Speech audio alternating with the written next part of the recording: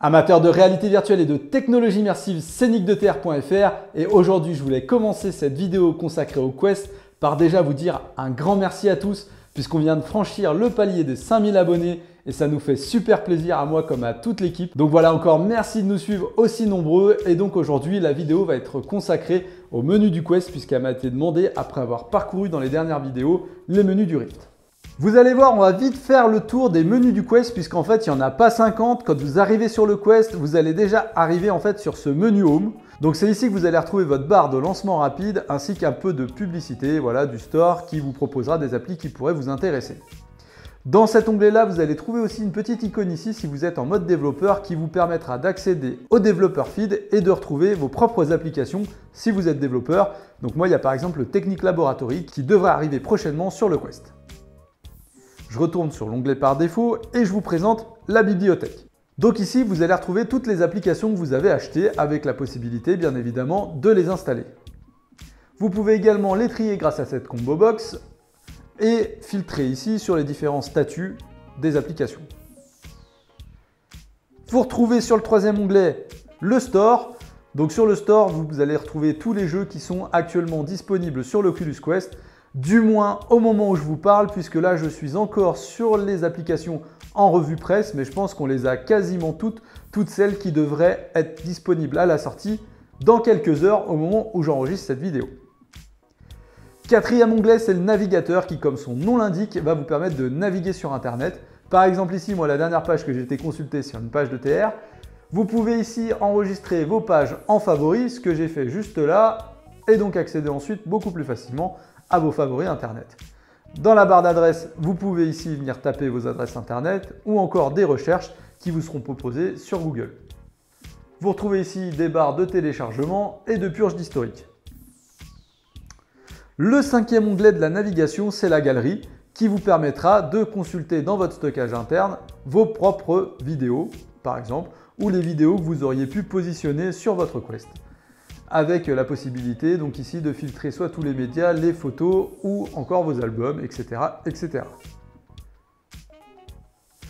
Un onglet de recherche qui va vous permettre de rechercher des mots-clés. Par exemple, si je mets bit, le bit de Beat Saber, bien évidemment, et que j'active la recherche, vous allez retrouver toutes les applications qui vous sont proposées sur ce mot-clé-là. Bien évidemment Beat Saber, mais aussi toutes les applications rythmiques qui pourraient correspondre. Des vidéos, potentiellement, qui pourraient vous intéresser avec ce mot-clé, les utilisateurs que vous pourriez ajouter en ami si vous le souhaitez, ou encore la possibilité d'aller rechercher le mot-clé sur Internet. Dans l'onglet des personnes, vous allez retrouver en fait votre profil, déjà. Donc nous, ça s'appelle encore Dracul Riftien, il faudra que je vienne le changer.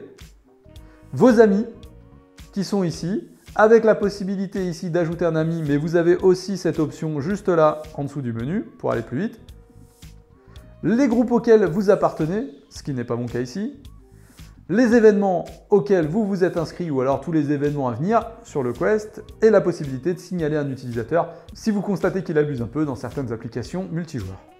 Ici, l'onglet de partage va vous permettre ici d'afficher le contenu de votre Quest sur soit un écran de télévision, soit un smartphone. Je vous avais fait une vidéo exprès pour ce sujet, je vous invite à la consulter si le sujet vous intéresse. La possibilité de diffuser en direct sur Facebook le contenu vidéo de votre Quest, la possibilité d'enregistrer une vidéo pendant vos sessions de jeu, qui ira se stocker bien évidemment dans votre espace média. Vous pouvez prendre une capture d'écran et enfin la possibilité, si vous le souhaitez, de partager vos captures d'écran. Onglet notification, vous voyez tout ce qui s'est passé sur le casque dernièrement, notamment dans l'onglet Voir tout, où là vous pourrez filtrer sur les différents types de notifications et voir tout ce qui s'est passé sur le casque dernièrement. Enfin, on arrive sur l'onglet paramètres. Alors juste au-dessus de l'onglet paramètres, vous retrouvez ici vos niveaux de batterie de vos contrôleurs ainsi que le niveau de batterie de votre casque. Et donc dans l'onglet paramètres, vous avez la possibilité de régler le volume logiciellement. Vous pouvez aussi le faire grâce au petit bouton qui est sur le casque, ça revient au même. La possibilité de vous connecter à vos réseaux Wi-Fi. La possibilité de réinitialiser la vue par le menu. Donc ici, je peux choisir l'angle dans lequel je vais mettre mon menu. Ça revient au même en fait que si vous ciblez un angle et que vous restez appuyé sur le bouton Oculus. Voilà, vous avez le même type de fonction en raccourci rapide sur le bouton.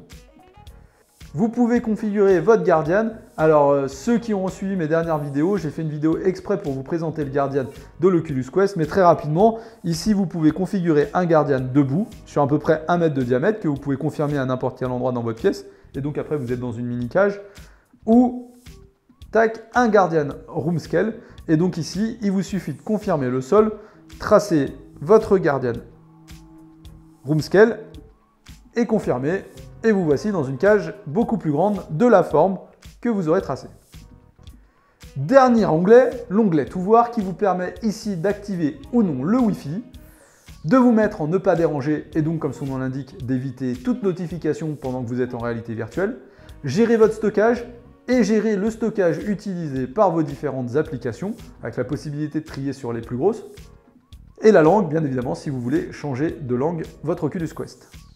Dans l'onglet manette, vous aurez la possibilité d'activer l'appui long sur votre bouton Oculus et donc ainsi permettre de n'activer le menu que si vous appuyez longuement sur le bouton. Ça vous évite d'appuyer par erreur et d'activer le menu pendant une phase de jeu.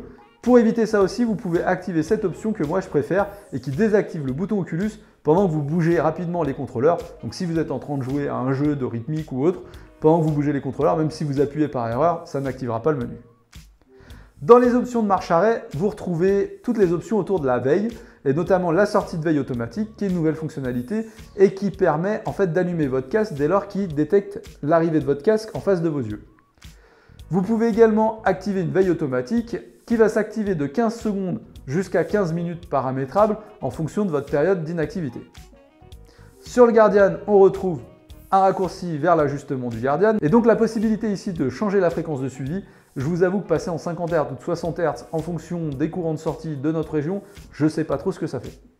Si vous avez activé l'onglet développeur dans le menu de votre téléphone, de votre Quest associé au téléphone, vous verrez cette option-là apparaître et cette option vous permet en fait d'activer ou de désactiver le Guardian. C'est super dangereux donc évitez de le faire dans des zones non sécurisées et j'ai fait toute une vidéo qui montre le potentiel de cette désactivation-là en courant à l'échelle d'un stade en réalité virtuelle. Je vous invite à aller la consulter si le sujet vous intéresse. Et enfin, dans le à propos, on retrouve tous les paramètres de votre Oculus Quest, notamment sa version d'OS exécutée ainsi que son adresse MAC. Donc vous l'aurez remarqué, le menu de l'Oculus Quest est quand même un cran nettement en dessous de celui de l'Oculus Rift, mais finalement, il ressemble beaucoup à celui de l'Oculus Go, c'est quasiment le même, il est très simplifié, il y a quand même un environnement par rapport à l'Oculus Go qui nous permet de nous déplacer quand même dans cet espace qu'on pourrait appeler un peu un Oculus Home, même s'il est quand même loin du niveau de l'Oculus Home du Rift. Après, ceci dit, est-ce qu'avoir la possibilité de tout customiser dans cet environnement-là, c'est vraiment nécessaire? Je ne sais pas dire. Bon, on va dire que ça reste des fonctionnalités secondaires qu'on espère quand même voir arriver dans l'Oculus Quest durant sa durée de vie, mais à aujourd'hui, le menu est à la fois minimaliste, mais tout à fait efficace pour faire tout ce qu'on a à faire dedans, comme vous avez pu le constater.